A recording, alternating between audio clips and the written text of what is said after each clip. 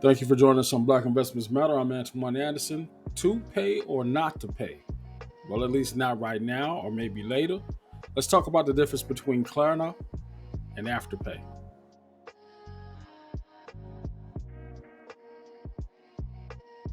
In this age of inflation and low wages, it would seem like a dream to be able to go out and get some non essential item that you want versus being able to afford those essential items that you need and using all of your hard earned money to just take care of those basics and not having the ability to go out and get you like a pair of Jordans or a new headset or a new cell phone. Yeah, that hurts the psyche of the average worker. You're working so hard, so many hours, and you have nothing to show for it that you would want, that something that would make you feel good, something that would make you feel less broke. Many Americans are finding themselves in this dilemma. The things that you want seem to be always out of reach because you've got responsibilities, and that is what it's all about, meeting those responsibilities.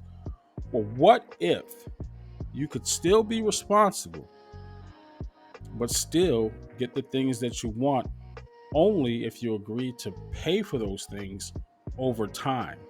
By doing so, you can avoid those 20.99% interest rates on those credit card balances. Sounds too good to be true? Hmm. Well, think again. Enter Klarna and Afterpay. These are two different type of applications that offer basically the same buying power, but they do it differently as far as how those payments are spread out and how often the funds are taken out. The draw to both of these types of transactions are that number one, Klarna and Afterpay make their money by charging the merchant, not the consumer.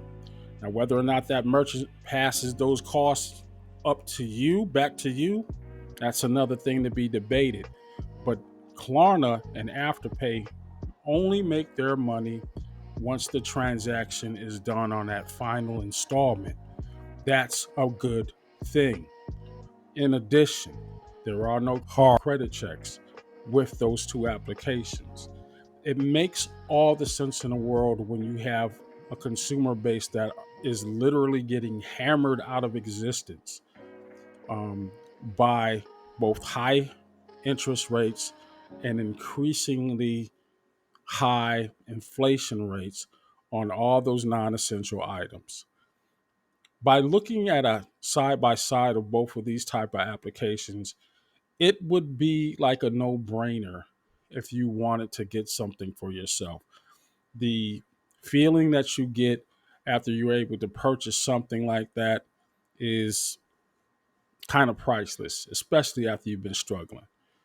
The sites themselves will give you more information on what it's all about, but do yourself a favor.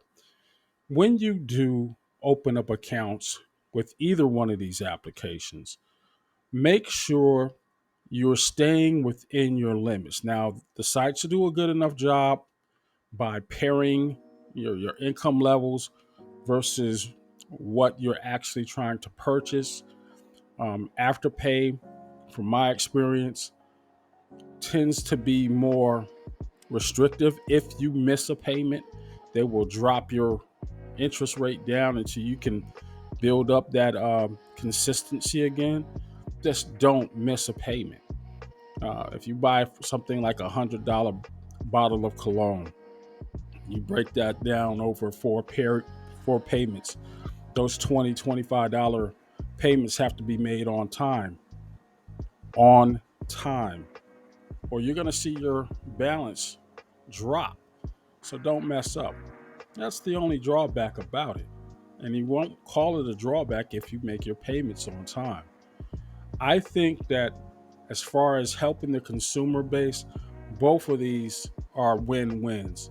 But of course, there are those who are lining up to try to shut down this method of payment without credit checks, passing on those charges to the merchants versus passing them on to consumers.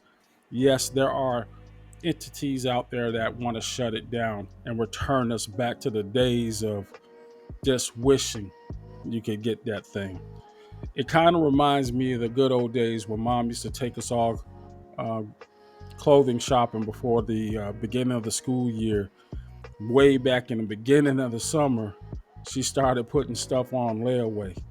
It was just a more responsible way of making sure that your kids didn't have holes in their pants when the school year started, but you didn't go into debt buying items of clothes the day school started in cash and in full. You could pay piece by piece over time. And then when you got that balance ready, you could pull those clothes out of layaway, walk home without having to, sacrifice eating that week. Those days are long gone with the advent of credit cards. But now that those rates have hit all-time highs, I think you're going to start seeing more and more of a turn back to those days of fiscally responsible households and how you can get the things you want without breaking the bank or making a credit card company rich. Leave your likes, your comments, and questions at the end and on the bottom of this video. As always, time is money. Not all money is good money, so watch how you spend it. Talk to you later.